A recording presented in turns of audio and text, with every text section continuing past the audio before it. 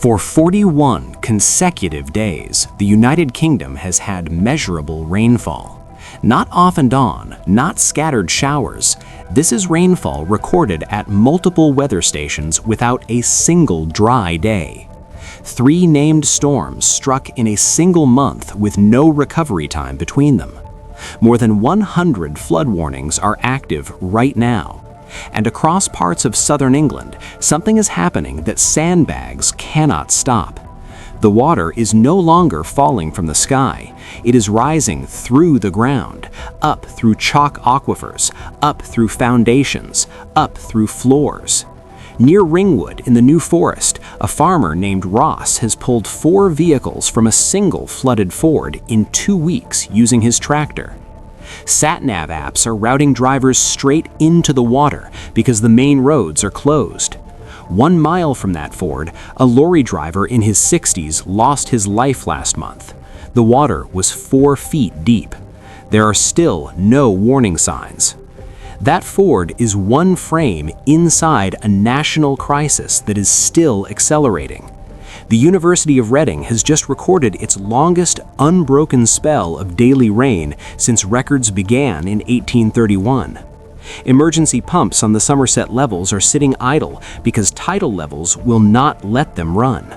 Groundwater beneath Dorset and Wiltshire has hit what the Environment Agency calls record highs, and it is still climbing. And the Met Office says there is no sign of this stopping for at least another 10 days. Here is what happened and how fast it accelerated. On December 31st, rain began falling at 3 weather stations across southwest England: Northmott in Devon, Cardinham in Cornwall, Otterwood Bank in Worcestershire. It has not stopped at any of them since.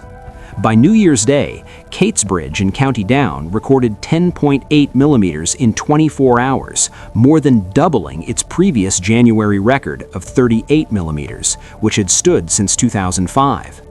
On January 8th, Storm Garrity slammed into the coast. 99-mile-per-hour gusts ripped across St. Mary's Airport on the Scilly Isles, and thousands of properties lost power across southwest England. 15 days later, Storm Ingrid struck. Overnight on January 23rd, Teignmouth Pier collapsed into the sea. Before the rivers could drop, before any catchment could drain, Storm Chandra hit. On January 26th, White Barrow in Devon recorded 115.1 millimeters. At 5:30 in the morning on January 27th, the River Otter at Ottery St. Mary surged past a flood record that had stood since December 2000 and overtopped its defenses. The M5 shut down. The A303 shut down. Firefighters pulled people from 25 vehicles. More than 50 schools across Devon closed their doors. By that evening, Somerset Council declared a major incident. That major incident has not been lifted. It is still active right now, 15 days later. But here is the problem that is not making headlines. The timeline did not slow down. Dr. Stephen Burt, an atmospheric scientist at the University of Reading, described the shift as extraordinary, noting that after a cold, dry start to 2026, rain has fallen on every day except one since the 6th of January. In Aberdeen, the Met Office confirmed 2 straight weeks without a single hour of sunshine, the longest stretch on record since 1957. Pull back to the North Atlantic. The jet stream, which normally tracks across the upper latitudes and clips northern Scotland, has shifted south. It is aimed like a hose at southern England. To the northeast, a massive area of high pressure sits anchored over Scandinavia. It is not moving. It is acting as a wall, blocking every weather front clearing eastward. Instead, they stall over the UK, dump their rain, and are immediately replaced by the next system pushing in from the Atlantic. The Met Office chief forecaster Neil Armstrong explained that this persistent pattern has been driven by a strong south-shifted jet stream energized by cold air plunges across North America, while the blocking high over northern Europe has prevented fronts from clearing, causing them to stall. Zoom in. The Somerset levels sit in a flat basin between the Quant Hills and the Mendips, parts of which lie at or below sea level. This land was never naturally dry. It exists as habitable ground only because of engineered drainage channels, sluice gates, and pumping stations. Track northeast to Worcester. The River Severn at the Diglas Gauge peaked at 4.7 meters on February 8th. The top of its normal range is 2.8 meters. Today, it still reads 4.25 meters. The racecourse is submerged. The cricket ground is underwater. Properties along Key Street, Diglas Avenue, and Hood Street are surrounded. And this is where it gets worse, because this flood is not one event. It is a collision of three forces that are tightening around each other. The first is the rain itself. England received 50% more rainfall than average in January. Northern Ireland recorded 70% more, its wettest January in 149 years. 26 weather stations across the UK broke their all-time January records. Rain does not stop being dangerous just because it is familiar. When it falls for 40 days onto ground that was already saturated by 3 named storms with no recovery time between them, every new millimeter has nowhere to go except sideways, into roads, into houses, into rivers that are already full. But that was only half the problem. The second force is invisible.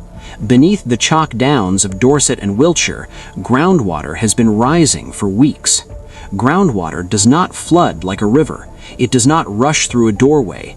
It seeps upward through foundations, through concrete, through the earth itself. And unlike river water that peaks and recedes within days, groundwater takes weeks or months to fall. The Environment Agency has confirmed that significant ongoing groundwater flooding impacts remain probable across Dorset and Wiltshire. You cannot pump it. You cannot sandbag it. You wait. And then came the third force, the one that turned a crisis into a trap. In early February, spring tides on the Somerset levels raised river base levels so high that the emergency pumps could not operate. The Environment Agency said that at West Sedgemoor, river levels are still too high to allow us to pump. If we pump too early, this could cause a flood risk to others. For days, the water that needed to drain had nowhere to go. The tides have since eased, but the backlog remains, and the pumps at Currymore still cannot be switched on until river levels drop further. Somerset Council has acknowledged reliability issues with pumps running around the clock. Now, widen the lens. 40 consecutive days of rain at 3 stations, 300 properties flooded, 16,200 protected by defenses, 98 areas with flooding expected, and 170 more where it is possible. England has already exceeded its entire average winter rainfall, and more than half of February still to come. On Diglas Avenue in Worcester, Lynn Smith is watching the Severn rise for the 4th time this winter. She has lived in this house for 29 years. Flooding used to come once every 7 years, she says doable, but since 2019, water has entered her home 5 separate years. She and her neighbors formed the Diglas Flood Relief Action Group in 2020 and spent years asking the Environment Agency for a £4 million flood defense wall. No decision yet, and no sign of a decision soon. Meanwhile, in Moreland and Boroughbridge on the Somerset levels, police and council officers are knocking on doors. They are not ordering evacuations, not yet, but they are asking residents one question: are you able to stay with friends or family for a day or so? Rest centers are on standby. A community information point is running out of the Angel Cafe in Langport. Here is what the officials say is coming. Andrew Hitchings, flood duty manager at the Environment Agency, warned that with another band of rain on its way, the public needs to remain vigilant, pointing to risks of significant river flooding on the Somerset levels and probable flooding in Worcestershire and Gloucestershire. Senior operational meteorologist Simon Partridge at the Met Office was more direct. There is currently no sign of any prolonged dry weather for the next 7 to 10 days. And the Met Office long-range outlook says Atlantic frontal zones look set to make a return, bringing further spells of rain and possibly strong winds. The ground across the Somerset levels is fully saturated. Rivers are described as sensitive to further rainfall. One more heavy band, and the door knocking becomes an evacuation order. Even if the rains stopped tomorrow, the groundwater flooding in Dorset and Wiltshire would continue for at least 5 more days, and likely much longer. How long can pumps that are already experiencing reliability issues run at full capacity before something fails? If groundwater keeps rising through the floors of homes across southern England, what is the plan for hundreds of families living above water they cannot see and cannot stop? And if the jet stream stays locked in place, if the blocking high over northern Europe refuses to break, how many more weeks can communities that were engineered to survive occasional floods endure a flood that simply does not end? 41 days now, and the rain is still falling.